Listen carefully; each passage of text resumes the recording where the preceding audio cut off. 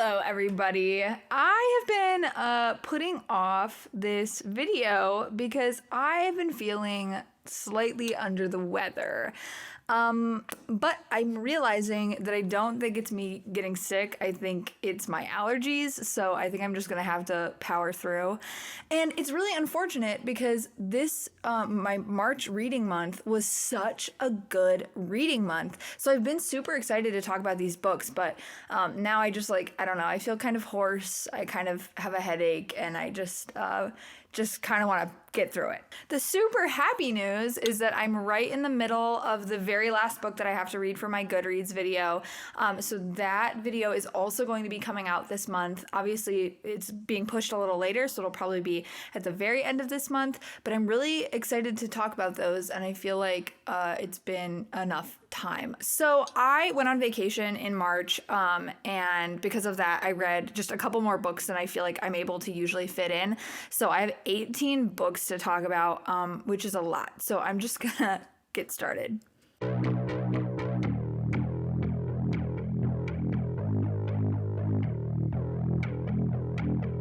The first one I read, I was finishing up the audiobook at the beginning of the month. It was Being Henry by Henry Winkler. And this won the, I think, humor category for the Goodreads Awards. And if you don't know who Henry Winkler is, he's the Fonz, if that rings any bells. This book is really just a bunch of little anecdotes from his time, kind of the way that his stardom began, and then just different, celebrity interactions that he had, and his marriage and his kids and everything, And I was so happy that I decided to listen to the audiobook because he reads it. And I love audiobooks that are read by the author, but he is so funny and charming, and he really made the book because I wasn't super interested in reading this book just for what it was, but listening to him tell all of these things was really fun. And the themes of the book really had to do a lot with his confidence and his self-worth, which is interesting because he became so famous playing such a confident, suave character, but really he describes himself as, at the time, of just kind of being very unsure of himself and not very confident in his abilities and his personality and everything. The other thing I really liked about it is he includes little excerpts written from his wife, from her perspective on the different stories that he's telling. And she also narrated that in the audiobook. So overall, I thought it was really good. Again, it's not something I would typically pick up. I didn't read any of the other ones in that category, but I liked it. The second book that I read was called The Busybody by Kemper Donovan. This was kind of a typical murder mystery in the sense that there's a very clear cast of characters and everybody's in one room at the end for a big reveal. But really, truly, the ending just ruined the whole book. I liked it all the way through. I liked the characters. I liked the humor, and the writing was really funny to me, and really just clever and quippy. But the farther we got in, the reveal was it was trying really hard to be meta and just really ridiculous, and it didn't work. It was going for camp. It didn't deliver camp at all. It's basically about a woman who's a ghostwriter, and she helps write just kind of big, celebrity books and stuff like that. And she goes up to Vermont or something, or Maine, to help ghostwrite the memoir of a presidential election candidate who just lost. It's this older woman, and she lost the election, and she's hiding out in her mansion in Maine because she's ashamed that I don't know, whatever.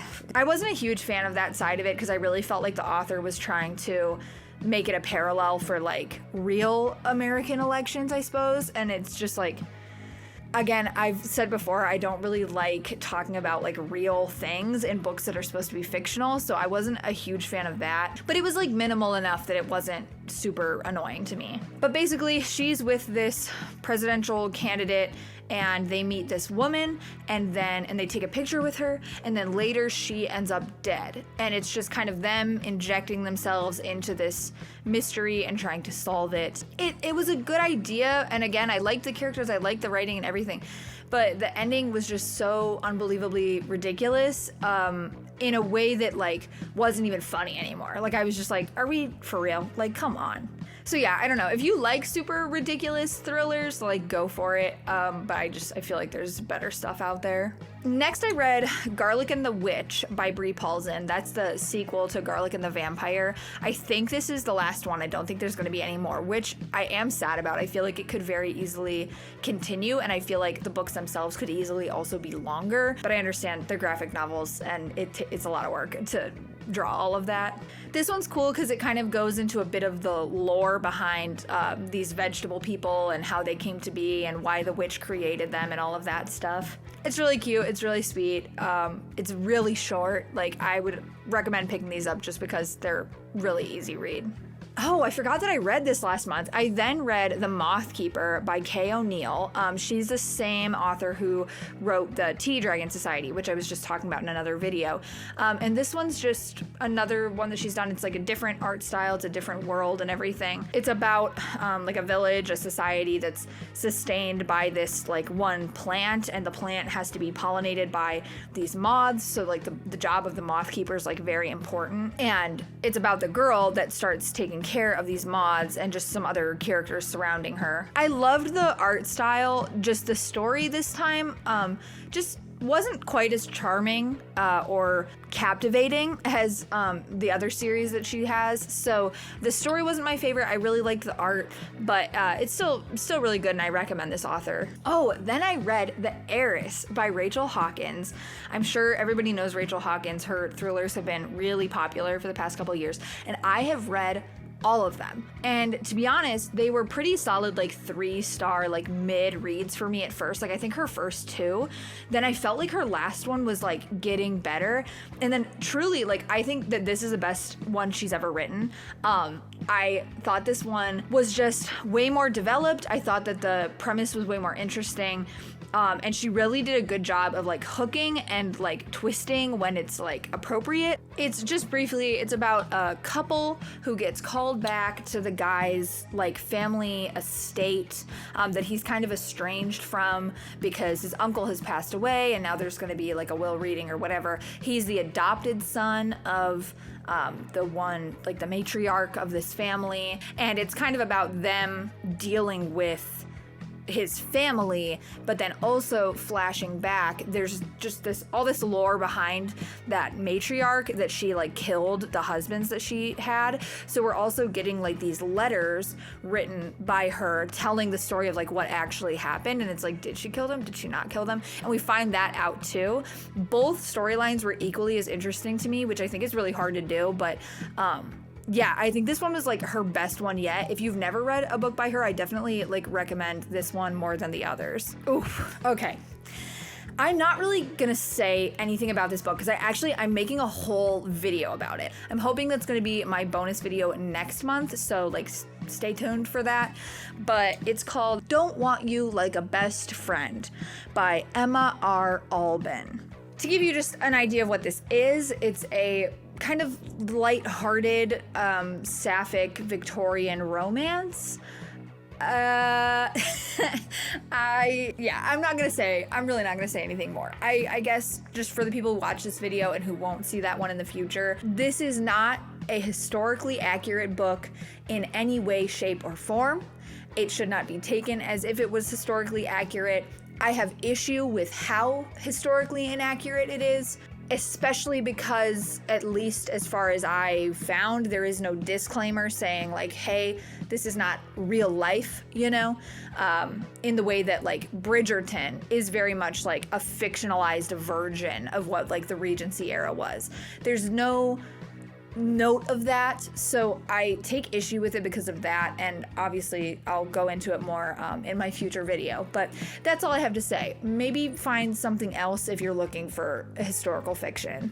Oh, then I read The Wager by David Gran. That was the history winner for Goodreads. It's one of those things, like, I wouldn't typically, like, I wouldn't gravitate towards it, but, like, once I do pick it up, I feel like it's something that I would like. I think the full title gives you kind of a good idea of what it's supposed to be about. It's The Wager, a tale of shipwreck, mutiny, and murder. I did enjoy it. I do feel like it was a little dry, and the writing at times was a little clunky for me. I have a couple of examples of that, but I'm gonna put that in my Goodreads video. So I like it. I've heard that there's like better books like this out there. So I wouldn't say I would super highly recommend it, but I didn't think it was bad. Next, I read a little short poetry collection called Serenity Poems by F.S. Yusuf. Just a very, very short kind of modern poetry collection. It was on my TBR for a while, so I just went for it. But truly, like, it was just kind of forgettable. I don't know, maybe that's mean, but there were literally only 2 poems out of the entire book that I was like, I like this one. Everything else, it was just like fine. But I think I remember feeling like I was just reading fortune cookies almost. They were super short and just kind of lacked any real anything, I guess. So really, there were only 2 that stood out to me. So it's like fine. Maybe if you like this kind of genre a lot, you might like this one. I thought it was just okay. Wow, I read a lot of thrillers this month, but next I have The Chateau by Jacqueline Goldis. This is a thriller that should not have been a thriller. It really should have just been a drama. The thriller element was very forced after everything was said and done. It's basically about 4 friends who are called to this chateau in somewhere in France, I forget, because one of their grandmas has called them all back there and she's got something to reveal to everybody. And then while they're there, before she can reveal it, she's murdered, right? But it's really mostly about these women and their secrets and their relationships, and the setting is just so beautiful and vivid, and we spend so much time in the heads of all of them that it didn't really feel necessary to like make this like, oh, a murder and a mystery and like one of them did it. Like it felt forced, and it felt like the author just kind of arbitrarily picked one of them at the end of the book and made her the villain and just like made up a motive, you know? I think it would have been stronger if there wasn't that element of it, if it was just them grappling with these different secrets, with these relationships that they have, and kind of these rifts that they have with each other, and just all with the the setting of France. I felt like that just would have been much more interesting. It's like kind of a rare occurrence of a book that could have just been low stakes the entire time, and that would have actually made it better, versus like forcing it to have this big climactic moment at the end and just, you know, villainizing one of them. Like, I don't know, it was just kind of weird. And there were some small things I could have nitpicked out of this, but I think the story structure was its biggest flaw. Oh, after that, I read Ninth House by Leigh Bardugo. I'm currently reading the sequel. What's it called? Ninth House. Oh my gosh, what is it called? Is my brain really that fuzzy right now? Whatever the sequel is that won the award. Hellbent. There we go. I read Ninth House so that I could read Hellbent. I'm currently finishing up Hellbent. And funny enough, this was something that I picked up years ago, right when it came out. And I think I was genuinely I was either like sick or just really just too young for it or something, because I remember just not clicking with it at all. And then picking it up today, I was like so much more into it and loved it. I thought this was so good. I understand why it's gotten all of the hype that it's gotten, even kind of separate from the name of Leigh Bardugo. Like, I think that this is a really strong series. It's about a girl who can see ghosts, essentially. They're called greys in this world. And some bad stuff happens to her, and she kind of gets an offer from this secret society, or really, the manager of all these secret societies, the one that keeps them in check and everything.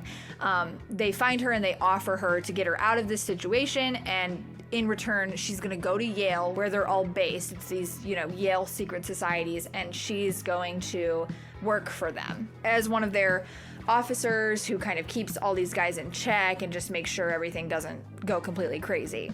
It's very dark. It is very dark. It's very dark academia, but content-wise, it's also very dark. I do understand the criticisms of it, with just some of the content being a little more for shock value than anything else. And I know that the author kind of has a stance of like being anti-trigger warning, which I think that really is the root of the issue. I think it's fine if you want to put this kind of content in your book, but like at least say that then, girl, because like I wasn't expecting. If you've read it, you know what I'm talking about, but like I wasn't expecting that, and I am a little sensitive to that kind of stuff. But I don't think that changed the fact that it is a really strong book and a strong start to a series. I don't like hate this book just because I don't agree that the author like did that. There's just really good world building in this too. It's very thought through, and just the imagery of the different secret societies and how they work and everything is so good. And the actual plot ends up being a mystery when a girl dies, and Alex, the main character, kind of thinks this is a little sus. I think it does have something to do with the secret societies, and I am supposed to be the one to figure that out. And it was a really well written mystery too. Just the ending of it and how it all like wrapped up and what the conclusion was and everything was just so satisfying. After that, I read another thriller, but it's one that came out this year, I think. I read it like right after it came out, but that was The New Couple in 5B by Lisa Unger. This is about a couple who receives an inheritance from the man's uncle after they have kind of nursed him through this like illness and everything, and he passes away, and last minute he decides to leave them his really expensive New York apartment in this very old building instead of leaving it to his daughter that he was estranged from. But their cousin, his daughter, obviously has a big problem with that, and basically she ends up dead. So it's kind of set up to where you think like the husband is the bad guy the whole time. And look, if you are in 2024 as an author unironically naming a character Chad and not making him the villain, I just don't know what you're doing. But thankfully the ending was just a little more layered than it could have been. They move into this apartment and just weird stuff starts to happen. She kind of starts to see like ghosts and stuff. This building is supposed to be like haunted, but honestly, again, that was like the weakest element of the whole story. It has all this potential for being really ghosty and supernatural, and I think it would have been stronger if it actually did have a supernatural element, but it ended up not at all, and it just kind of gets like all this stuff kind of gets explained away, and it was more disappointing than anything after you had set up all of this stuff to be creepy and haunted and everything. So it was fine. It wasn't my favorite. I think like the writing was good and everything. It wasn't like completely ridiculous. And like I said, it's a new one. I think a lot of people are reading it right now. My library's kind of like pushing it and everything. So I don't know. Let me know what you think if you've read this. I just kind of felt middling on it more than anything. After that was a big disappointment for me. It was The Girls We Sent Away by Megan Church. This is supposed to be about girls in the South, kind of back in like, I think like the 60s is when it's set. Girls who ended up pregnant, or girls who didn't follow along like the right path, and they're wayward girls and they get sent to like the wayward girls home, right? The discourse around the book that I was seeing was like, oh, this author is like tapping into this kind of untold part of history, and I don't feel like she did that. Like, I don't feel like she did the thing. It felt like a huge missed opportunity. It was like taking this storyline and this period of history without really like getting into it. The central plot is a singular girl, and the first big chunk of the novel is just spent on establishing her and her parents and her relationship with them and her relationship with this guy, and they're gonna get married and everything, and then they have sex before he goes to college and she ends up getting pregnant. And we spent a huge chunk of it on these other people who really are kind of like the antagonists of the situation, right? The boyfriend, of course, ends up abandoning her, and the parents are like disappointed in her and are not supportive and everything, and send her off to one of these homes. And again, the book kind of promised telling us about like the dark underbelly of these homes and like what these girls went through and everything. And again, I don't feel like we really did that at all. She gets there and we're introduced to these other characters, but we never go inside of their heads. We never really get to know them. They feel like just kind of caricatures stuck in the book as like the girls around her. It's very much just about our one main girl. And also we spend way too much time flashing into like the boyfriend's head of like, I don't want to hear from him. Like, it felt like I didn't know what story or the author was trying to tell, and I don't know what she was trying to say, because why am I getting chapters dedicated to like hearing about the awful boyfriend like asking some other girl out after he abandons his pregnant girlfriend? Like, that was just kind of a weird choice to me, because it never felt like it went anywhere. Like, he never realized like he did a wrong thing or anything like that. So I was like, why are we wasting time on him when we could be developing these characters and like getting to know these girls who this story is supposed to actually be about?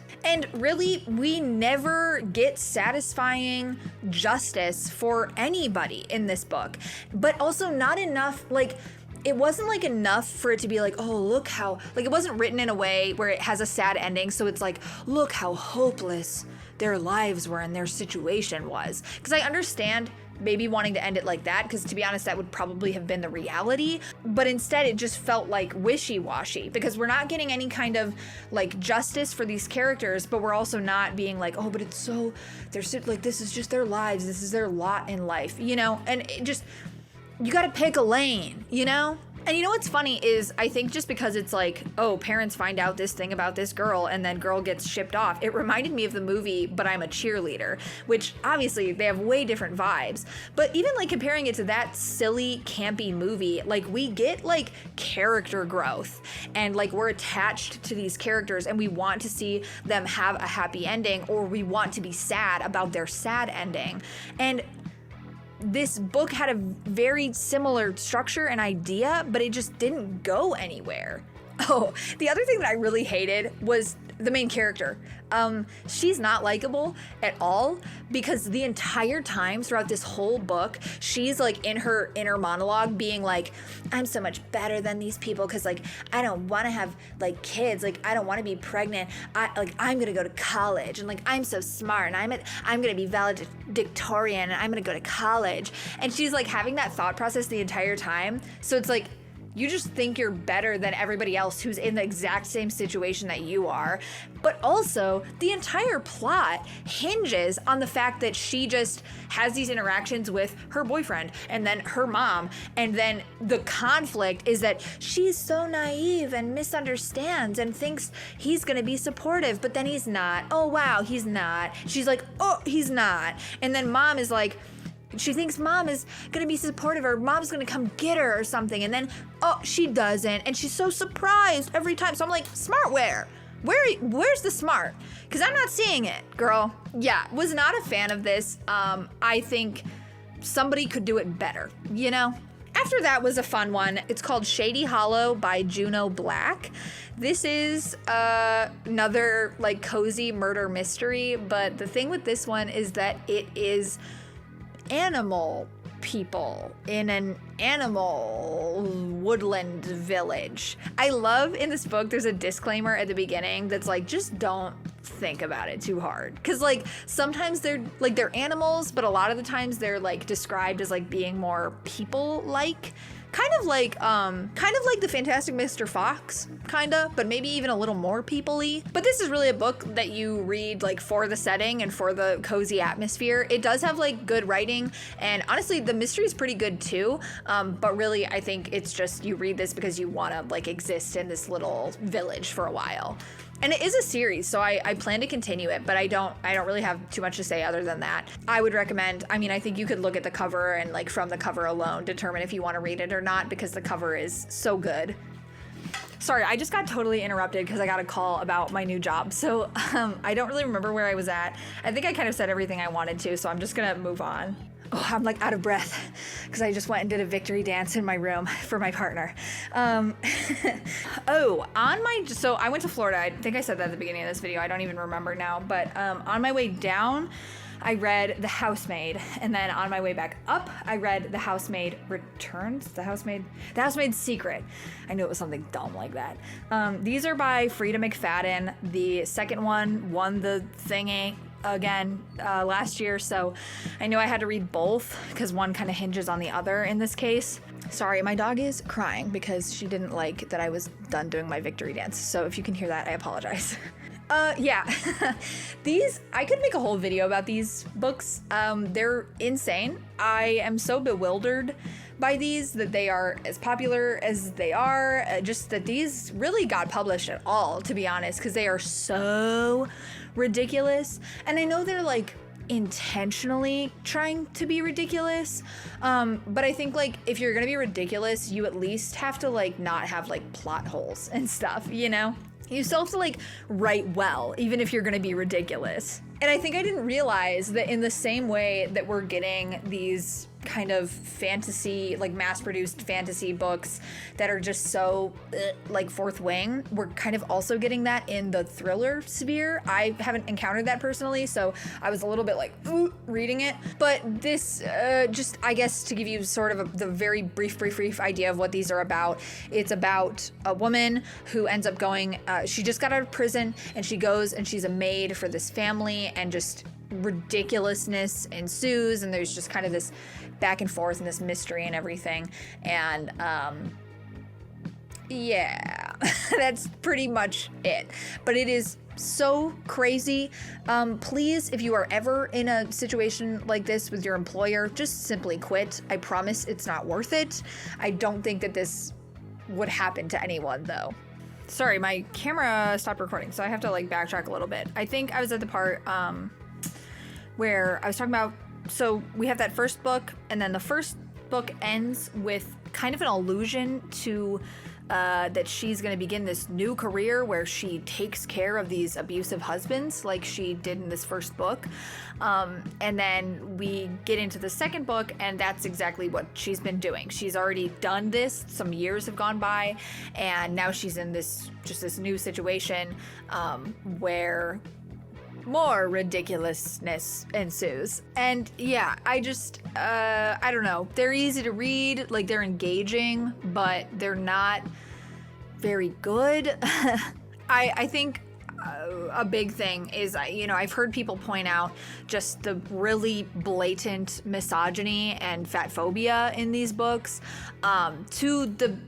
to the extent where like she is just constantly commenting on like the women's appearance, like she works for these rich people and she's their maids, and she's constantly talking about the habits of these women and what they look like and what they do and everything, and it's just a little weird. It really gets to the point where it's a little weird, because really at first I've heard those criticisms, but at first I was like, honestly, I don't think that that's true. I think that this author's like writing it more as like a criticism of rich people, right? Showing how like frivolous they are and like kind of shallow in certain ways and like consumerist, right? And like I'm all for that. I think it's good to like point that stuff out.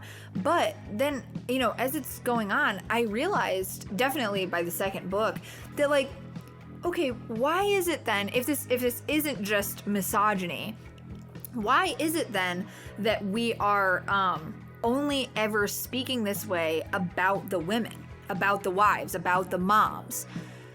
She consistently describes the dads, the husbands, the men, as, oh, they're suave and they look put together and they're businessmen and they're making all this money and all this stuff, and they're handsome and they're spoken about very positively. And then the women, in contrast, are just torn apart. Everything that they do is torn apart by this character. And I'm just like, that's suspicious. Because you could have done what I was saying in making this more of a criticism of these people who have just too much wealth, right? But instead, it really is reading as misogyny. And I think it's a little suspicious. like the men are, there's something I can think of specifically is like the men are never criticized even on like what they're spending and stuff. So like, oh, he has a huge TV and that's fine, and he's buying tickets to the front row tickets to this Broadway show and that's fine and that's cultured and like he's interesting for that. But then the comments made about the women like that are like, oh, with her like 10 skincare bottles. And I'm like, okay, come on, are we doing this really? So yeah, that's kind of what I thought about those. It is sad that they like won like an award even, just because they're not good to begin with, and then having content like that in it, I don't know, I don't understand.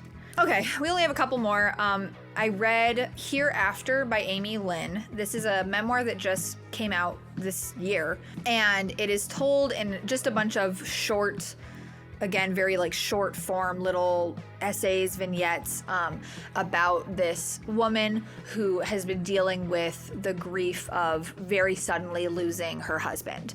And this was like a young couple. I think he passed away just in 2020. So it's really recent, and this memoir is really just her really still in the midst of her grief writing about this. It explores grief and how we in our culture treat grief and treat people who are grieving. And as far as the story goes, like obviously, you know, this is so awful, and you really feel for her as you are reading it, because I feel like everybody has felt despairing like this at one point or another in their lives and can relate to that. So we can feel her pain and you know, semi understand her experience, especially if you've gone through something like a grieving process as well. However, just strictly speaking, as a piece of writing, I felt like I was waiting the whole book. I was waiting for something to click, for something to hit narratively that I just feel like never did.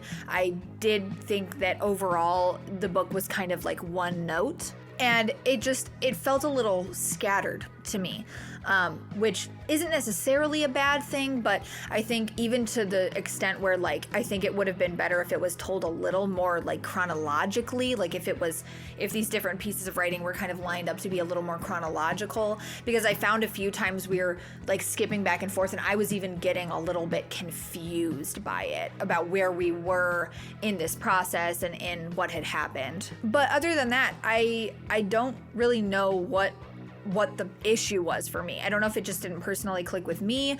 I've read a lot of memoirs, so again, I felt like there was just something like missing from it to really make it a successful memoir. But as far as like telling her story goes, like I think, you know, she should tell it the way that she wants to tell it, and I hope that she like feels good about this book, you know. After that is just another thriller. I barely have anything to say about it because it's just like a very typical like thriller in the sense that nothing really out of the ordinary or interesting happens. It's called Listen for the Lie by Amy Tintera. And it's about a woman who was accused of killing her friend some years ago. But she has amnesia from the night that it happened, like medically, like she has amnesia. She cannot remember what happened or if she even did or not. And she has like left her hometown and has been living in a city, but returns when a podcaster is kind of dredging all this stuff up and trying to tell this story, and people are making accusations at her, and people in her town like think she did it and everything. So we're kind of like bringing up all of this history and this past, and she starts to remember things about what happened. And it's really just, we find out what actually happened and like who actually killed her and everything. And that's what I mean when I say there's nothing really out of the ordinary going on here. It's kind of just a typical thriller, a typical, like crime show episode, you know. I thought the writing was fine. I thought the premise was good, but it's nothing out of the box, I suppose. And lastly, I finally finished this book that I started it a couple months ago, and then my hold ran out and I was waiting for it. It's a book of essays that is How Far the Light Reaches by Sabrina Imbler. This is a book of essays that parallel the lives of different sea creatures. So it's like one sea creature each book, but it's drawing a parallel between their lives and experiences that the author has had as a queer person. I started this book and I really loved it. I thought it was going to be like easy 5 stars for me. But honestly, as it went on, it kind of lost me a little bit. The writing is a little bit dense for a book like this. And also, like, all of the essays are really just like the same thing. Like, it's sea creature and then experience that looks like that in my life. And then it's sea creature and experience that rivals that in my life. And there's a lot of good like life experience in here, and there's a lot of good information about these sea creatures, right? It's not that the content is lacking in any way. I think it's just I feel like it was like there was one essay too many, or some of them just needed to be pared down a little bit. Like, I feel like if it was edited differently, it would have been a lot stronger and it would have like kept me the entire time. There's a lot of like great takeaways from this book. I love like reading authors like this sharing their experiences. But yeah, it didn't fully click for me in the way that it did at the beginning. But I still really recommend. Again, there's like a lot of really cool stuff in here as far as like the sea creatures go, and then just a lot of really relatable stuff if you're kind of in the sphere that this author is. So yeah, really recommend. But that is it. Thank you for bearing with me. I feel horrible right now. I am probably going to rot on the couch and watch TV for the rest of the day. But I'm glad I finally filmed this. I had a couple like that I wanted to talk about. So thank you if you've stuck with me. I hopefully will be getting kind of back to myself by the next video. Again, you can always connect with me on social medias. I try to keep up with it as much as I can. I'm not a big social media person, but I'm trying. So thank you for being here. I will see you next time.